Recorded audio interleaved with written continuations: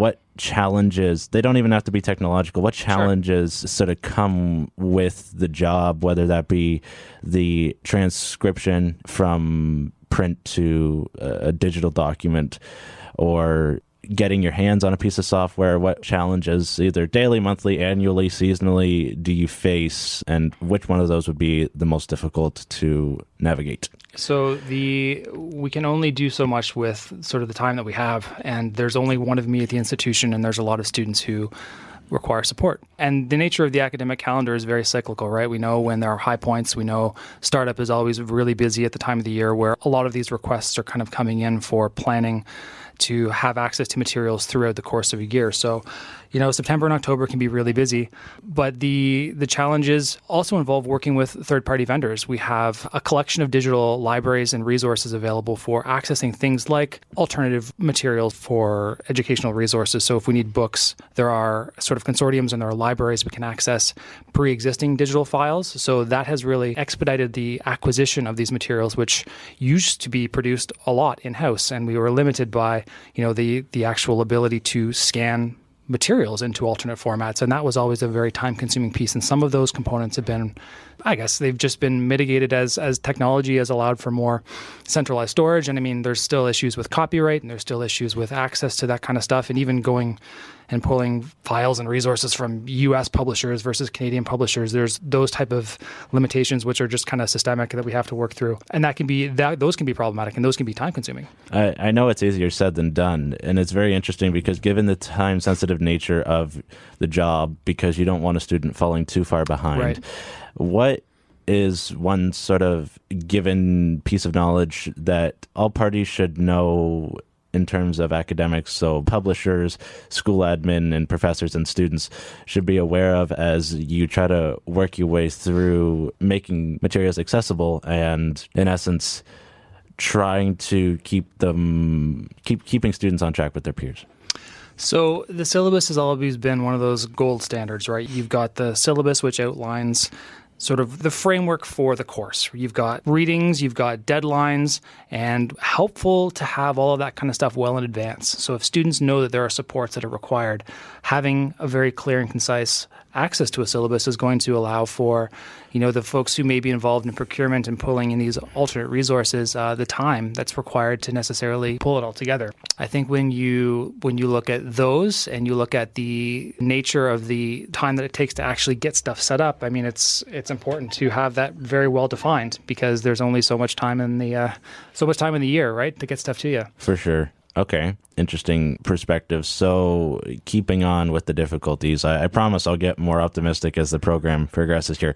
But keeping with difficulties, what is the most difficult, let's say, piece of material or software or any sort of accommodable piece of material to get your hands on in terms of So I'll tell you, taking a long time to do so, you know what I mean? Whether it be a book or because of publishing rights or anything. Right. Like that. And because of the nature of, let's say, a visual impairment, one of the things that has always been historically really problematic is access to STEM materials. So whether it's mathematics, whether it's engineering materials, anything that's visual that needs to be represented in a way that's not visual, that can involve creation of tactile objects that can sort of display similar meaning while still not necessarily being an image. There's a lot of barriers that still exist trying to create accessible materials that can also be adapted from someone who maybe uses a screen reader to also someone who maybe has just a general print disability who needs to have a math equation read out loud to them. Those are things that there's been a lot of advancements and a lot of improvement on, but how it even integrates into things like the learning management system, where it can be provided in an accessible format or an accessible way for a student to interact with without the need for even going through a third party to get access to things. Those are still really challenging, and they're really hard sometimes to get access to without a lot of additional support and resource to get that up and running. So in the event that someone doesn't have a lot of time because let's just say they're a freshman, like what's the key aspect in terms of getting these that's the most difficult? Is it the time? Is it the funding? Is it the... Well, it's standards. It's development of resources when publishers are creating textbooks, oftentimes they're not being created with accessibility sort of in mind from scratch. So it's either remediation that has to be done on the back end to make it accessible, or in some case it's reauthoring, or in some case it's getting a third party involved to actually add, tactile stuff to a textbook to make it accessible in that regard. Okay, so have you ever faced a situation where you had to step in and advocate on behalf of a student, either through telling not a publisher, but some sort of company that we need this now, have to sort of take off your subtlety hat and say, hey, enough screwing around? Well, it's funny because every now and again I'll make a request to a publisher and I'll say, we're supporting a student who has a print disability. I've validated, that they've got a textbook, it's been adopted for use, they have it.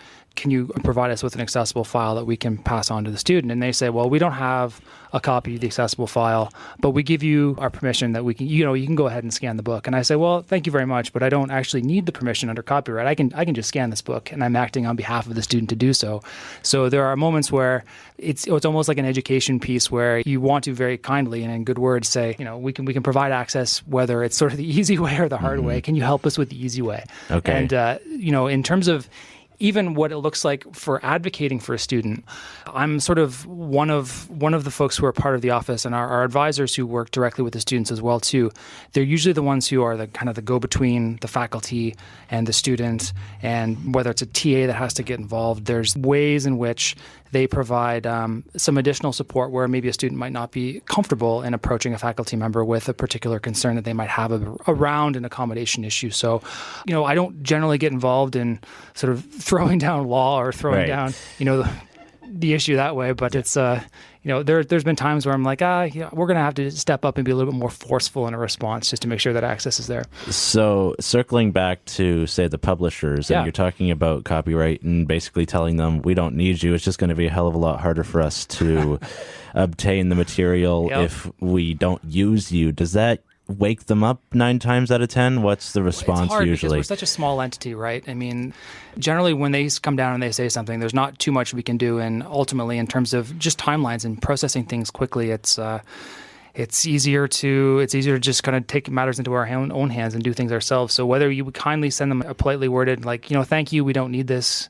We don't actually need your help. We can do this ourselves. We'll usually go down that road just to expedite things, right? Okay. Do they usually respond, or after they get that message, do they sort of cut the line loose and say, there's very little response after okay, that. so they like, there's publishers, I see requests come through, and my immediate response to a student is just like, hey, I know I'm not going to get this. Can you just bring me the book? I'm going to take care of this myself. Just scan it in. And to that point, there are plans B and C if need be, right?